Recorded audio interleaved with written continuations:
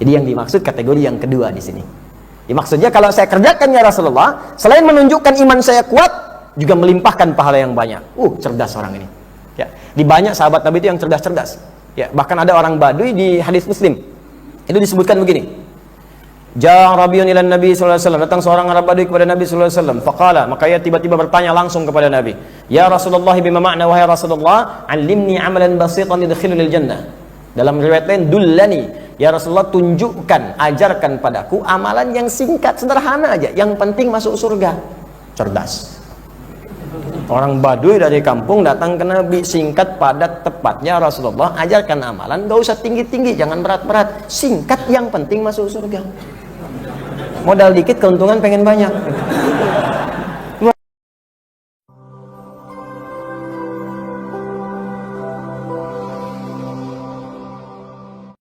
Apa pertanyaan orang ini?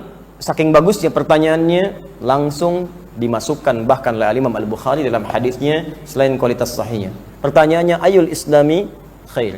Ya Rasulullah, ayul islami khair? Islam apa yang paling khair itu? Apa itu khair? Ya, kita lihat.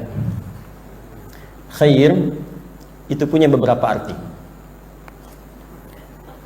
Satu, secara umum dia bermakna baik, tapi baik yang lebih mengarah kepada sifat kebaikan. Kemudian turunannya dari sifat baik ini menjadi spesifik. Satu, harta, bisa bermakna harta benda. Ini di sini tidak ada ya, di sini tidak ada. Jadi saya turunkan dari aspek Al-Quran dan hadis-hadis yang lain. Dari mana taunya? Misal, buka Quran surah kedua Al-Baqarah. Saya ambil dua contoh. Ayat 180 dan ayat 215. Sudah? Ayat 180. Paling kanan agak sedikit ke bawah. Kutiba alaikum idza hadara ahadakumul maut in taraka khairanil wasiyatu lil walidain. Diwajibkan atasmu jika sekiranya engkau merasa tanda-tanda kematian itu mungkin akan tiba, ya, maka diperkenankan untuk membuat wasiat terkait hartamu. Kalau merasa ada harta-harta yang ditinggalkan, kemudian setelah itu mungkin Anda lihat nih, wah ini banyak nih, kalau dibagi secara faraid, mawaris saja, warisan dapat sekian masih banyak yang bisa didapatkan dari situ. Maka Anda bisa membuat wasiat dari situ. Kalau merasa hartanya lebih daripada apa yang dibagi. Misal, Anda punya harta 1 triliun. Ya, ahli waris cuma 3 misalnya. Ya, ada anak, ada istri. Dengan kerabat dihitung-hitung cuma 5. 1 triliun bagi 5 kebanyakan. Masing-masing 200 miliar misalnya. Anda lihat satu orang 100 miliar pun cukup. Maka sisanya mau dikemanakan? Maka Anda misalnya tuliskan wasiat, tapi batas wasiat paling banyak 1/3. Ya, tidak boleh melebihi 1/3. Misal, harta saya sebagian nanti yang ada yang Allah titipkan gunakan untuk anak yatim, gunakan bangun madrasah, gunakan bangun ini. Ketika Allah menyebutkan harta semacam ini disebutkan dengan kalimat khair. Maka makna yang pertama kata para ulama, fokus baik-baik. Kenapa harta disebut khair? Salah satu isyaratnya Allah memberikan pesan kepada kita, gunakan harta pada hal yang baik-baik menurut Allah Subhanahu wa taala. Masih ingat yang pertama? Apa maknanya khair? Baik, sifat-sifat kebaikan. Ketika turunannya disebut dengan harta, harta disebut khair. Kenapa harta disebut khair? Maksudnya Allah ingin memberikan isyarat, sepanjang ada titipan harta, gunakan pada yang baik-baik menurut Allah. Jangan dibuang-buang percuma. Jangan dibuang-buang gak ada nilainya. Karena itu ketika Allah mengarahkan untuk berinfak, infak itu kan baik, berbagi, maka disebut kalimatnya khair. Buka Quran surah kedua, ayat 215. Ya, paling kanan sebelah bawah di mushaf. Yas'alunaka madza yunfiqun. Mereka bertanya pada Muhammad sallallahu alaihi wasallam, kalau pengen infak, apa yang harus diinfakkan? Kepada siapa saya mesti infak? Maka apa jawab Allah? Qul ma anfaqtum min khair. Katakan Muhammad sallallahu alaihi wasallam, kalau orang ini ingin infak, maka ambil dari hartanya yang baik-baik itu. Jadi infak itu bagian dari penggunaan harta pada aspek yang dibenarkan oleh Allah, bagian yang baik. Silahkan, Anda kalau ingin berikan pakaian, belikan pakaian yang baik menurut Allah. Beli pakaian bagus, tapi menurut Allah baik atau tidak, cek lagi. Jangan sampai harta dititipkan oleh Allah, tapi dipakai pada yang tidak baik. Beli pakaian buat buka aurat, ngapain? Kalau cuma kontes buka-buka aurat, binatang lebih hebat. Jangan berlomba sama binatang, nggak akan menang. Tuh lihat tuh, monyet betina nggak pakai pakaian, ya unta jantan nggak pakai sarung. Ya, jadi kalau kontes-kontes buka-bukaan, binatang lebih jagoan dan bangga dengan itu semua, dan gerah kalau pakai pakaian. Kalau nggak percaya silakan, kerbau pakaiin daster, nggak akan cocok, nggak mau dia. Ya, kambing Idul Adha pakaiin sarung, gelisah. Makanya kalau ada manusia gelisah pakai pakaian, patut dipertanyakan, dia manusia bukan? Itu poinnya. Maaf, ini penting sekali. Anda sekarang beli sesuatu itu baik menurut Allah atau tidak? Anda beli kendaraan, baik tidak menurut Allah? Sudah dipakai apa itu? Jangan-jangan dipakai ibadah pun belum pernah. Pakai dulu ibadah. Beli sepeda, pakai subuhan ke masjid. Ya, beli motor, pakai ke majelis ilmu. Pakai untuk cari nafkah yang halal. Maka itu yang disebut dengan khair. Jadi kalau Anda cuma beli sepeda untuk pamer saja, beli mobil untuk pamer saja, beli motor untuk pamer, maka harta itu menunjukkan tidak ada keberkahan di dalamnya. Awas, karena berkah di antara maknanya ziyadatul khair. Pakai dulu ibadah. Beli sepeda baru, Masya Allah, Brompton, pakai. Datang dulu subuhan, pakai supaya pertama kali yang dikerjakan ibadah. Begitu pulang hilang misalnya, ya. Ya, selesai amanah, tuntas. Alhamdulillah. Memang dasarnya dipakai buat ke masjid, hisabnya kan ringan, jangan cuma titipan. Tapi cari lapor, gak ketemu. Alhamdulillah, Allah ringankan hisab saya yaumul qiyamah. Jadi begitu ditanya, ya fulan, mana nikmat Brompton yang pernah aku titipkan kepadamu? Sepedanya langsung bicara, ya Allah, aku pertama kali dipakai olehnya untuk sholat subuh. Selesai. Sekarang, maaf, berapa banyak nikmat Allah titipkan pada kita berupa harta yang tidak menjadi nilai kebaikan. Koreksi. 2. Khair itu juga bisa berarti amalan yang mengandung banyak pahala. Amalan yang mengandung banyak pahala. Contoh, baca Quran, belajar Al-Quran, kan pahalanya banyak. Amalan cerdas dengan pahala tanpa batas, Al-Quran.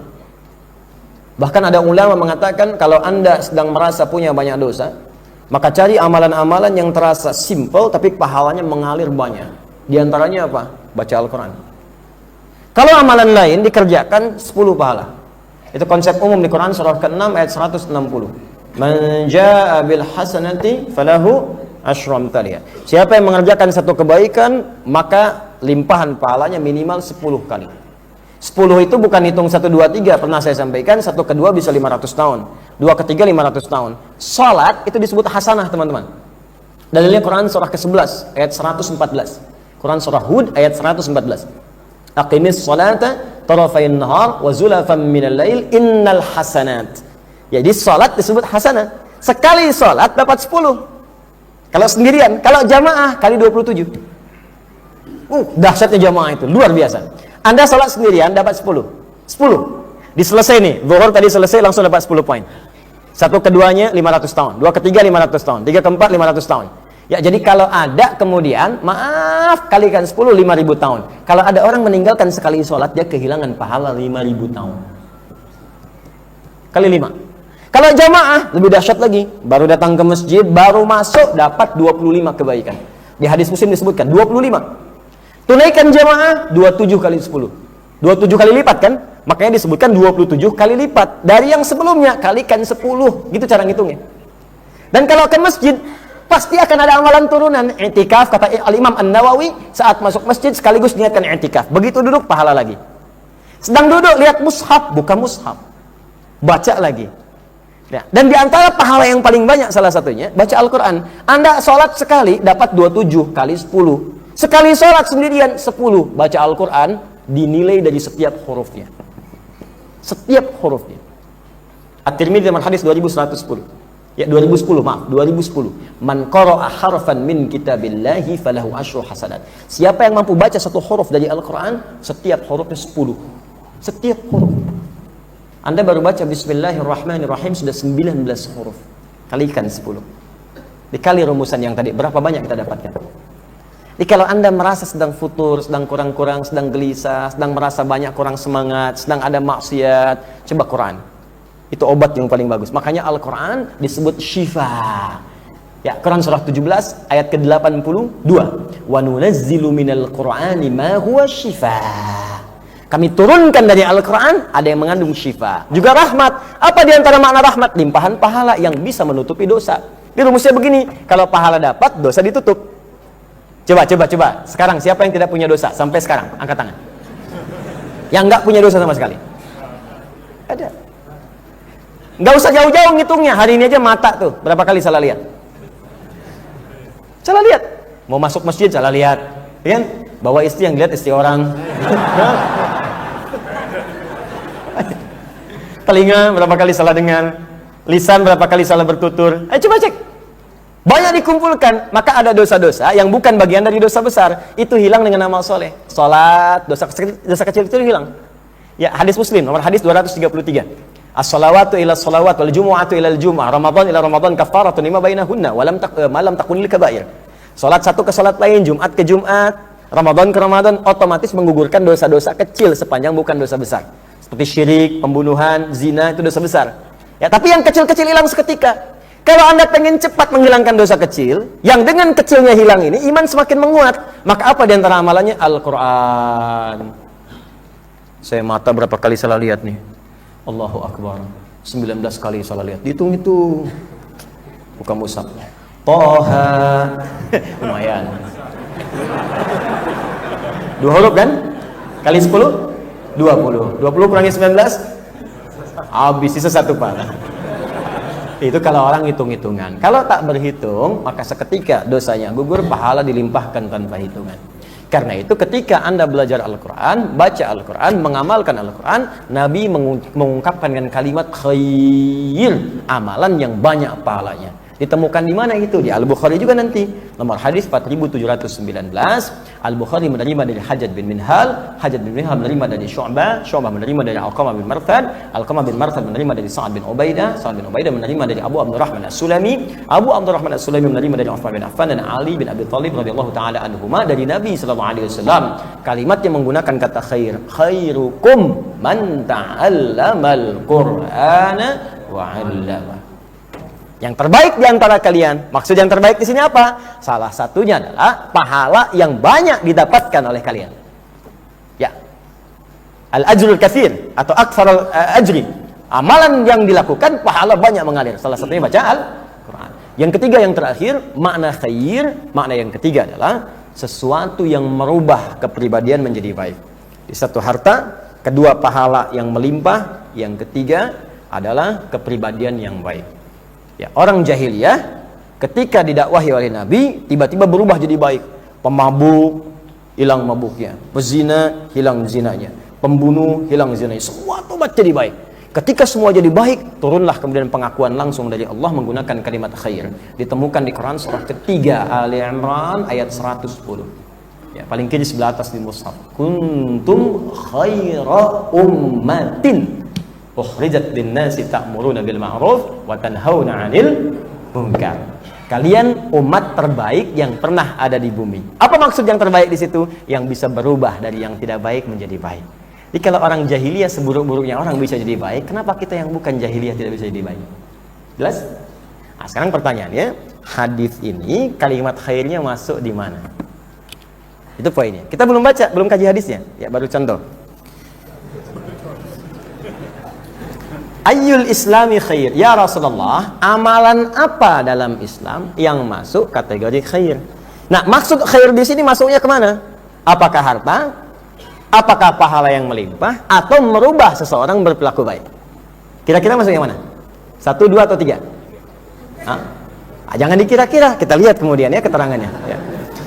Apa kata para ulama? Ibnu Al-Jauzi, ya, Al-Imam Ibnu Al-Jauzi dalam syarah Al-Bukhari, beliau mensyarah juga Al-Imam Al-Bukhari di sini. Ini saya santumkan di kitabnya dengan syarah Al-Imam Ibnu Al-Jauzi.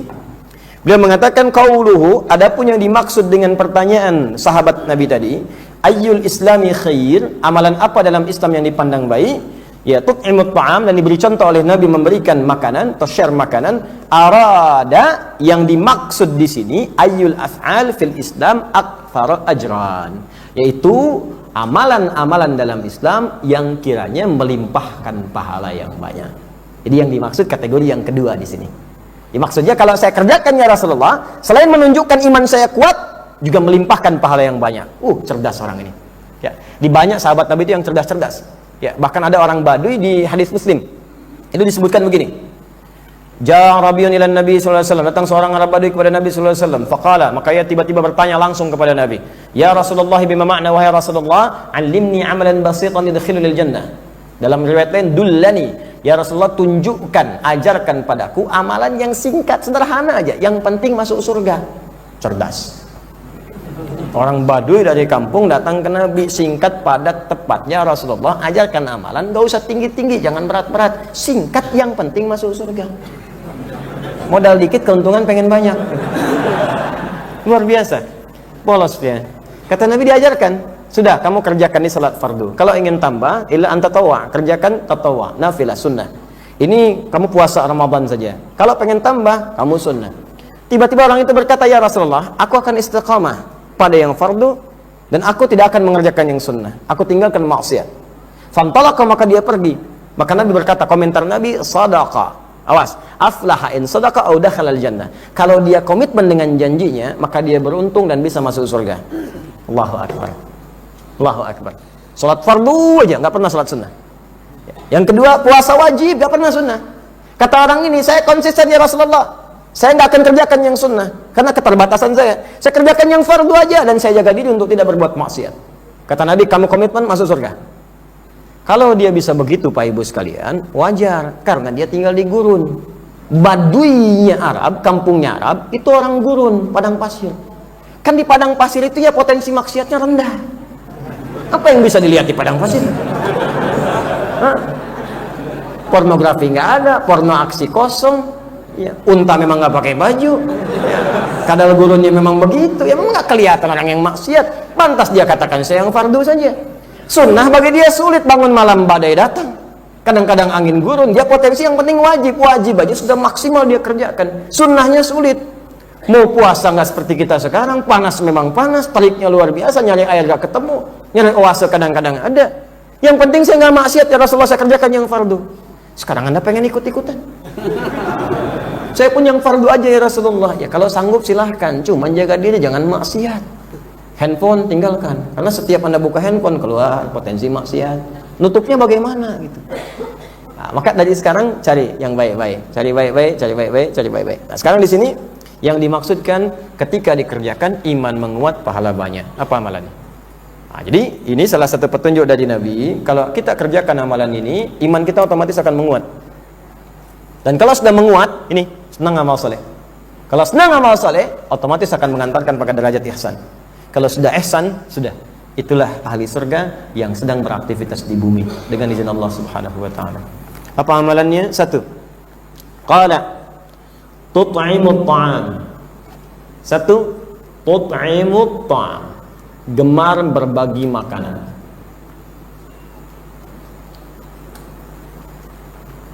Sudah? Gemar berbagi makanan. Ta'am itu beda dengan akal. Ya. Kalau akal itu masih umum. Akala ya'kulu aklan, segala yang bisa dimakan. Ya, beras bisa dimakan? Bisa, potensial dimakan. Dimasak, dimakan. Di segala yang bisa dimakan. Kurma dimakan. Di segala yang potensial, sagu bisa dimakan. Tapi kalau sudah dihidangkan jadi masakan atau yang siap saji, yang bisa dikonsumsi, itu merubah kemudian maknanya dari akal jadi ta'am. Jadi ta'am. Di ta'am itu, teman-teman sekalian, mohon maaf, itu lebih spesifik biasanya pada makanan yang siap dikonsumsi. Jadi nggak ngerepotin orang masak lagi. Terus ya? Baik. Yang siap dikonsumsi dan tidak merepotkan orang masak lagi. Makanya disebutkan pahalanya banyak. Karena kita berjuangnya pun tinggi di situ. Ibu masak dulu misalnya, Bu. Ya, sudah masak makanannya, lodehnya, asemnya gitu kan, rendangnya, macam-macamnya, ayamnya, sopnya, opornya, udah dimasak, terus antarkan ke tetangga untuk dibagi sebagiannya. Jadi kan yang masaknya ibu, bumbunya dari ibu, waktu tenaga dari ibu juga diberikan kepada orang tadi, karena semua perjuangannya dari ibu tadi, maka dihitung oleh Allah tadi banyaknya itu. Makanya ketika di-share, dibagi, pahalanya lebih banyak dibandingkan ngasih mentahan. Paham ya? Ini mesti kita gali nih bahasa hadisnya. Ya, kenapa pahalanya bisa banyak men-share makanan itu dalam bentuk makanan jadi yang pokok tadi? Karena memudahkan orang untuk mengonsumsinya. Jelas ya? Nah, sekarang ini peluangnya banyak, Pak. Peluang banyak. Kami tim sebagian ke Lebak kemarin, Allahu Akbar, ada yang belum tersentuh sama sekali. Ya udah, lumpurnya masih banyak, sekolah juga nggak bisa dipakai, rumah-rumah hancur banyak dan sebagainya. Ya Masya Allah, Allahu Akbar, ya kita kadang-kadang disentuh oleh Allah lewat kejadian tertentu supaya iman kita di situ tuh dicek, masih ada iman nggak? Si kuat gak? Orang kena banjir apa yang bisa kita kerjakan? Jangan sampai terjadi ada musibah harga dinaikin. Paling bahaya masker cuma 60.000, 10.000 jadi 1 juta. Gimana berpikirnya? Orang kemacetan lapar jualan pisang goreng satunya 1.000 naik 50.000, 50.000. Ini cepi gini gimana Anda ini? Apa yang Anda dapatkan? Anda itu dosanya 2 kali lipat itu. 2 kali lipat. Menyebabkan orang sengsara dan buat orang menderita dengan tidak ada kemampuan pada saat itu. Hati-hati. Itu kadang-kadang iman tuh disentuh di situ. Apa yang bisa kita bagikan di situ? Jelas ya? Jadi bagian pertama ini dipahami, salah satu pemahamannya ta'am ya adalah makanan yang ketika diberikan memudahkan orang untuk mengonsumsinya. Paham sampai sini? Yang kedua, kenapa berbagi makanan itu bisa melahirkan pahala yang berlipat? Karena kalau Anda benar, makanan itu dengan cara yang halal, semua sumbernya halal dan diberikan pada orang lain, maka dia akan punya 2 keutamaan lagi. Apa keutamaan ini? 1. Apa lawannya halal itu apa? Haram. Maka untuk menggugurkan yang haram yang ada dalam tubuh akan masukkan yang halal. Dengan memasukkan yang halal, yang haram akan keluar. Tertutup. Makanya kalau konsep utamanya begini, baik dengan buruk. Terbiasa baik, buruknya hilang. Terbiasa buruk, baiknya tenggelam. Makanya orang yang sering berkata baik, dia tidak punya kosakata berkata buruk. Nggak bisa, dipaksa berkata kotor nggak mau.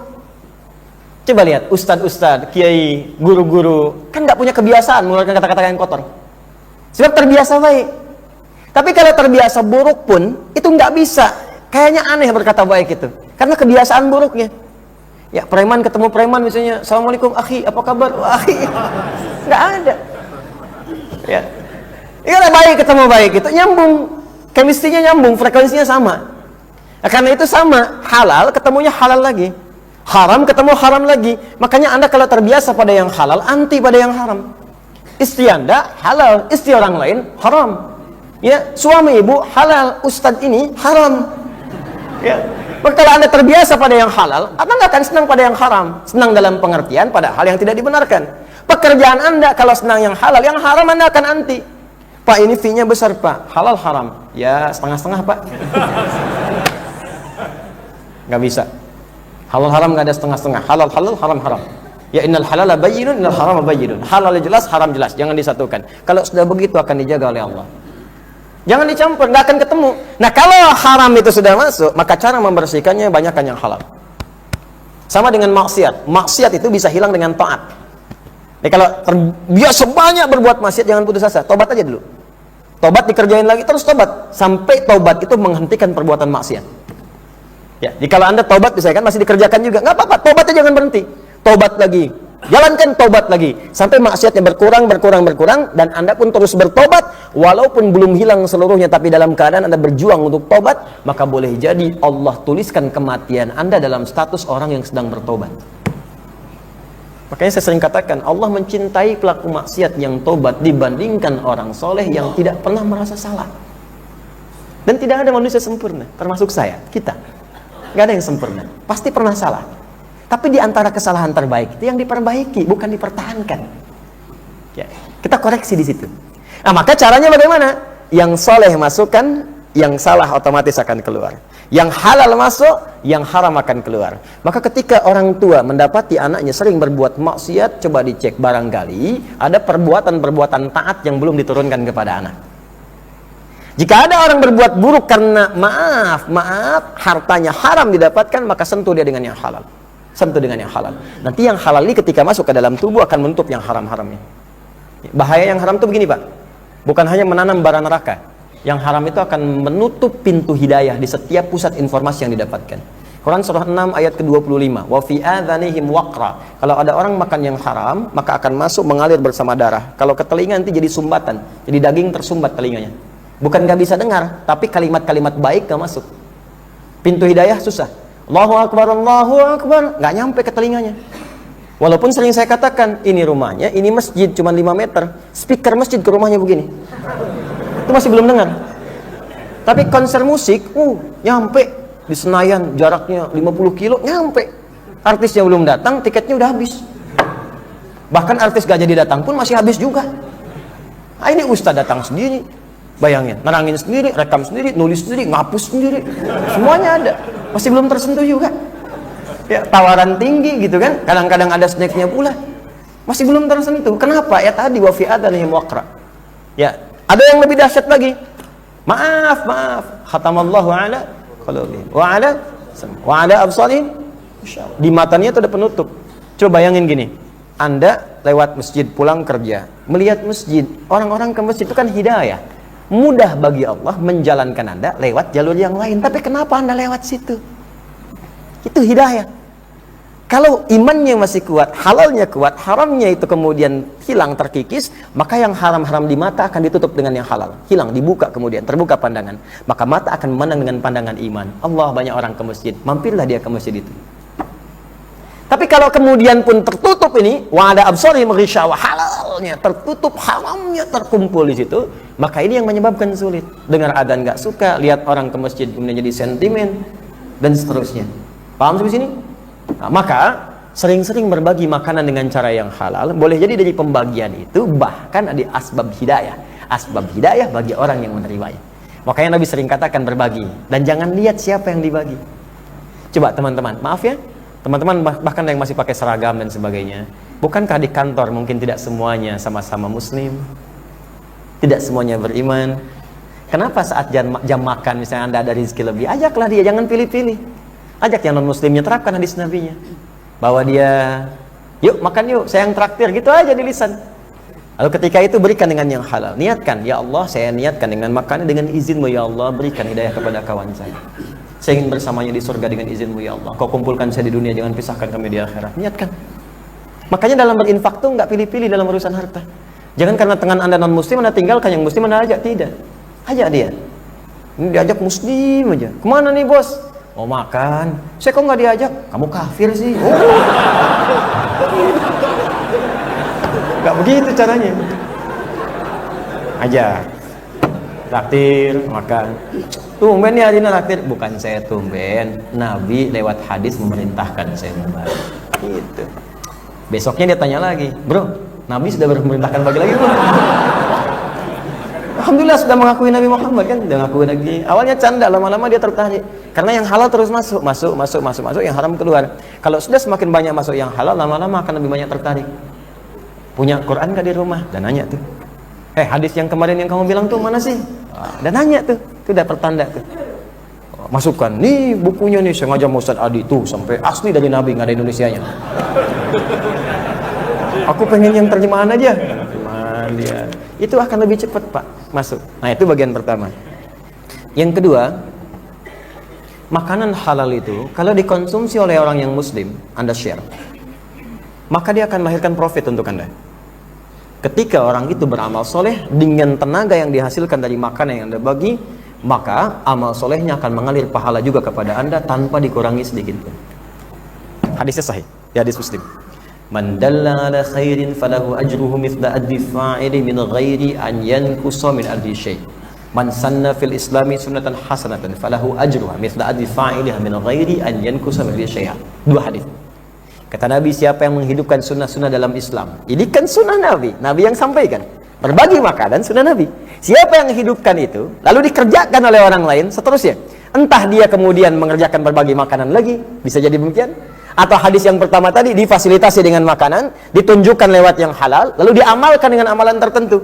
Begitu Anda berikan kepada orang ini misalnya, tiba-tiba kemudian dia sholat, energinya dari makanan yang Anda kasih, maka ketika dia sholat, pahala sholat dia pun mengalir pada Anda tanpa dikurangi sedikit.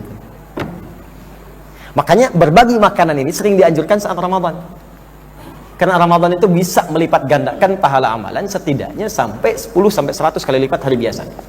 Nanti di Al-Bukhari, nanti saat masuk dekat bulan Ramadan kita ngaji fikih itu saja. Nanti saya punya kumpulan hadis Imam Al-Bukhari tentang puasa semua. Ya. Wal hasanatu bi asyri amsalihha, khusus untuk puasa. Jadi nanti amalan yang kita kerjakan di hari biasa saat Ramadan itu minimal 10 kali lipat lagi. 10 kali lipat lagi. Makanya ada hadis spesifik berbagi dengan orang saat berpuasa itu. Maksudnya saat menjelang buka untuk bukaan atau sahur, sekalipun cuma sehirup air. Kalau sekarang 1 sedotan lah. Ya, tapi itu kalimatnya kalimat awas sinekdok pas prototo.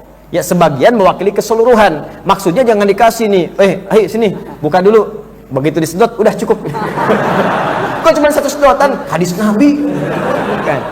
Bukan begitu cara memahaminya. Walaupun yang Anda punya cuma 1 sedotan, maka bagi. Kenapa berbagi ini saking pentingnya? Bayangkan Ramadan. Berapa banyak orang beramal saat Ramadan? Saya nggak kebayang, Masya Allah. Kebayang nggak? Enggak. Anda siapkan makanan menjelang buka, Anda kasih tuh. Begitu dia buka, Allah, bukankah malam tuh waktunya ibadah? Salatnya, tarawihnya, tilawah Qur'annya, bangun malam, energi masih ada, terus bangun lagi dia. Berapa pahala yang kita dapatkan?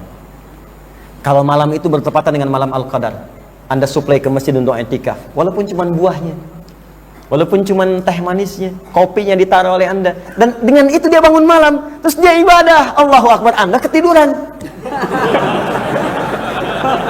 Setiap dia ibadah ngalir buat Anda. Tapi jangan salah menyimpulkan. Awas. Ramadan tahun ini ngasih makanan aja, saya tidur.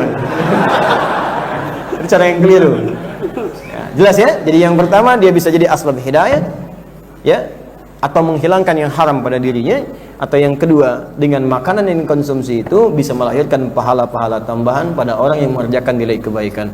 Makanya kalau mau berbagi, lihat orangnya dan niatkan sifatnya. Anda mau berbagi nih makanan, lihat orangnya soleh, kasih. Ya, kalau kurang soleh, niatkan jadi perbaikan. Bergantung niat kita, sambil doa Pak, jangan cuma dibagi aja. Bismillah, sebut nama Allah, Bismillah. Siapkan, dari rumah disiapkan, dari kantor, Bismillah. Ya Allah, saya pengen bagi buat si fulan, mudah-mudahan ada perubahan hidup baginya. Ya Allah, saya pengen berbagi dengan si fulan. Ya Allah, lembutkan hati untuk menerima. Karena orang soleh itu belum tentu terima Pak. Demi Allah saya katakan, kalau orang sudah terlampau soleh, artinya sangat dekat dengan Allah, belum tentu dia mau menerima pemberian manusia. Kalau hatinya tidak menghendakinya. Makanya ulama-ulama itu jarang ada yang menerima pemberian itu jarang. Kecuali dia lihat Imam Syafi'i itu dari siapa dia terima, dilihat dulu beliau tuh. Jarang menerima, tapi kalau dia ajak main ke Imam Ahmad bin Hanbal, dimakan sekenyang-kenyangnya. Ya, sampai anak perempuannya bingung, ini siapa sih? Ulama bukan katanya. Makan kok banyak begini katanya. Bapak kan makan sedikit. Terus malamnya tidur kelihatan nggak tidur. Kenapa kelihatan tidur? Ini bapak saya tahajud, beliau enggak. Ini gimana katanya kan? Tapi setiap tanya bapaknya, jangan prasangka buruk. Nah itulah orang tua yang hebat tuh. Kalau ada guru berbuat sesuatu yang mungkin Anda rasakan tidak biasa, jangan kemudian dikesankan dulu. Pantas nih Ustadz bid'ah nih, hati-hati begini, salah. Tidak. Jangan suudzon dulu, lihat dulu. Kata Imam Ahmad, tanya aja deh sama guru langsung. Jangan-jangan nanti keliru. Besoknya ditanya, Tuan Guru katanya, kenapa? Saya lihat Anda makannya kok nikmat sekali. Bapak saya Imam Ahmad makannya sedikit, tapi Tuan Guru kok banyak sekali. Gini ya, saya udah survei di wilayah ini, yang paling soleh itu cuman bapak kamu. Makanya mumpung ada di rumah bapak kamu, pasti makanannya halal semua. Jarang-jarang saya dapetin yang begini. Tuh, nikmat nih dari Allah. Oh begitu katanya. Yang kedua, kenapa Tuan Guru malam tadi kok kelihatan nggak tahajud seperti bapak saya tahajud, Tuan Guru kok nggak tahajud katanya. Kamu tahu nggak, tahajud itu amalan pribadi. Bapak kamu sholat untuk pribadinya. Saya itu kelihatan nggak tahajud karena saya sedang merumuskan persoalan. Saya selesaikan 70 persoalan sampai malam ini. Persoalan itu terkait dengan halayak banyak. Ketika saya jawab itu semua, mereka mendapatkan bagian kemudahannya, mereka beramal, pahala untuk mereka mengalir bagi saya. Sekarang menurut kamu tinggi mana? Amalan pribadi atau sosial? Oh iya ya Tuan. Tuh. Hal-hal semacam itu yang kita dambakan sekarang ini. Dicari orang-orang baik itu. Mungkin Anda titipkan. Mungkin bisa lewat apa, lewat sejadah, lewat pakaian, lewat ini, macam-macam. Karena mungkin mereka tidak sempat untuk bekerja dalam kehidupannya. Kalau yang soleh benar, bukan ustadz yang bisnis. Ya. Kalau itu nggak usah dibantu, kalau bisa bantu tuh. Ya. Jelas ya? Baik. Bagian terakhir. Masih ada waktu? Oh, jangan banyak-banyak ya, karena masih ada hak Anda juga di sini dan kewajiban yang harus Anda kerjakan. Ini bagian terakhir aja, supaya tidak terpotong. Ya. Terakhir, wa taqra'us salam ala man 'arafta wa man lam ta'rif. Dan membiasakan membacakan salam kepada yang Anda kenal ataupun yang belum Anda ketahui. Salam di sini ada dua artinya. Awas. Wa taqra'us salam, alif lamnya bisa ma'rifah. Ini mungkin jarang dikaji, teman-teman. Alif lam itu secara umum dibagi dua. Ada alif lam ta'rif, ada istighraq. Ya, alif lam begini dibagi dua. Ada at-ta'rif, ada al-istighraq. Gini. Ya, yang pertama ini at-ta'rif untuk mengkhususkan spesifik sifatnya. Misal, ini qalam, pulpen, spidol. Kalau saya katakan spidol yang ini bukan yang lain, maka masukkan alif lam di situ. Al-qalam, hadzal qalam. Jelas ya? Ustaz umum. Hadzal ustaz, dzalikal ustaz, khusus. Quran, bacaan umum. Al-Quran yang ini bukan yang lain. Jelas? Yang kedua ada istighraq. Istighraq itu menunjuk makna komprehensivitas, umum. Ya, saya ulang, umum. Alif lamnya menunjuk umum, segala, semua tanpa kecuali. Misal dalam Al-Quran, kalau yang ma'rifat kalimat sholat, as-sholat. Kalau yang istighraq pada alhamdulillah, alif lam yang masuk pada kalimat hamdun di Al-Fatihah. Alhamdulillahi rabbil, semua pujian, hamdun, pujian, semua pujian tanpa kecuali. Makanya kita terjemahkan segala puji semua tanpa kecuali hanya milik Allah. Maka ada alif lam ta'rif, ada istighraq. Nah, kalimat salam, wa taqra'us salam, dan engkau sampaikan, bacakan assalam pada orang yang engkau kenal ataupun yang belum kau ketahui. Kalimat alif lam assalam, kata as'al alif lam pada kata salam ini, yang ini itu punya dua arti. Yang pertama ta'rif, khusus spesifik. Yang dimaksud kalimat assalamualaikum. Jelas? Warahmatullahi wabarakatuh. Jadi ucapkan assalamualaikum warahmatullahi wabarakatuh pada yang Anda kenal ataupun yang belum Anda ketahui. Kalau orang itu Anda duga dia muslim. Jelas? Ya, kan ada muslim yang Anda kenal, tetangga, kerabat, saudara. Ada yang belum Anda kenal, mungkin papasan di jalan, assalamualaikum. Assalamualaikum itu yang disebut afsus salam. Ya, afsus salam. Baik, jadi tebarkan salam. Umum sifatnya, tapi spesifik pada yang Anda duga muslim. Jelas sampai sini? Ya, termasuk kalau ada yang mengucapkan pada Anda, assalamualaikum, jawab lagi. Waalaikumsalam warahmatullahi wabarakatuh. Jelas sampai sini? Jawab, ya. Nah, ini bahkan para nabi membiasakan interaksi ini secara luas. Bahkan ada kisah nanti para nabi dengan malaikat. Malaikat mengucapkan salam, Anda jawab salam. Ini hukumnya mengucapkan sunnah, menjawab wajib. Menjawab di Quran surah ke-4 An-Nisa ayat 86. Wa idza hayyitum bi tahiyyatin fahayyu bi ahsana minha aw rudduha. Jika ada yang memberikan penghormatan kepada Anda salam, maka jawab dengan yang lebih baik. Itu dasar pertama. Minimal yang serupa dengannya. Assalamualaikum, waalaikumsalam warahmatullahi. Assalamualaikum warahmatullahi wabarakatuh. Assalamualaikum warahmatullahi wabarakatuh. Waalaikumsalam warahmatullahi taala wabarakatuh. Assalamualaikum warahmatullahi taala wabarakatuh. Waalaikumsalam warahmatullahi ta'ala wabarakatuh. Cukup sampai situ saja ya. Tambah-tambah lagi, selesai. Atau assalamualaikum, waalaikumsalam, selesai. Jelas? Tapi menjawab wajib. Suka atau tidak suka? Awas, tawaan au karha. Anda punya sengketa dengan orang lain. Baik di rumah misalnya, antara suami dengan istri, orang tua dengan anak, tetangga dengan tetangga, teman dengan teman. Sepanjang muslim diucapkan salam, jawab. Jangan didiamkan. Assalamualaikum ma, sedang ada masalah, jawab aja. Waalaikumsalam pak. Ya. Assalamualaikum pak, besok aja. Besok aja. Waalaikumsalam. Jelas. Tetap jawab. Hati-hati. Ini sering saya dapatkan fenomena ini. Bahkan dari teman-teman sepengajian, cuman beda pemahaman, untuk salamannya aja susah. Ya. Assalamualaikum akhi, beda manhaj. Waalaikumsalam. Ya, perbedaan pendapat tidak harus menjadikan Anda tidak menjawab salam. Kan aja bahasa di situ. Paham ya?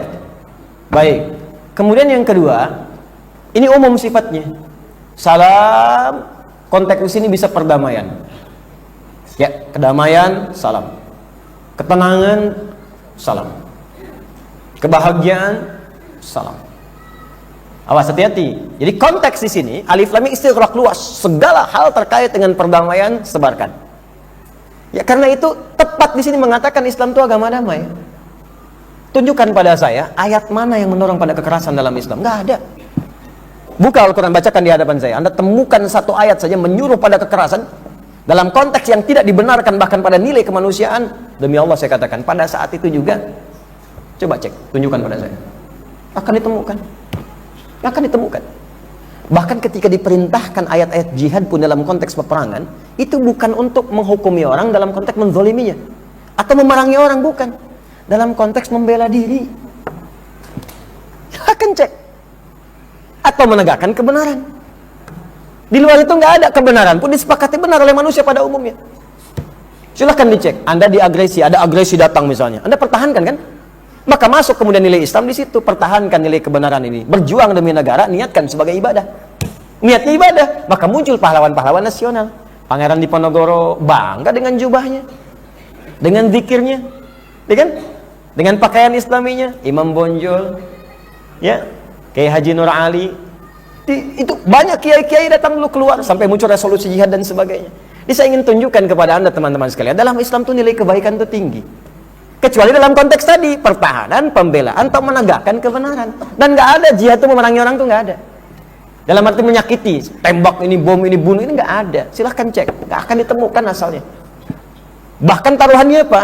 Maaf ya, menyakiti orang atau bahkan menghilangkan nyawa dengan kaidah yang tidak dibenarkan, langsung turun ayat dalam Al-Quran, neraka jahanam. Tunjukkan pada saya kitab suci mana yang menyebutkan kalimat ini di dalamnya selain Al-Quran. Gak ada. Buka Quran surah keempat An-Nisa ayat 92 sampai 93.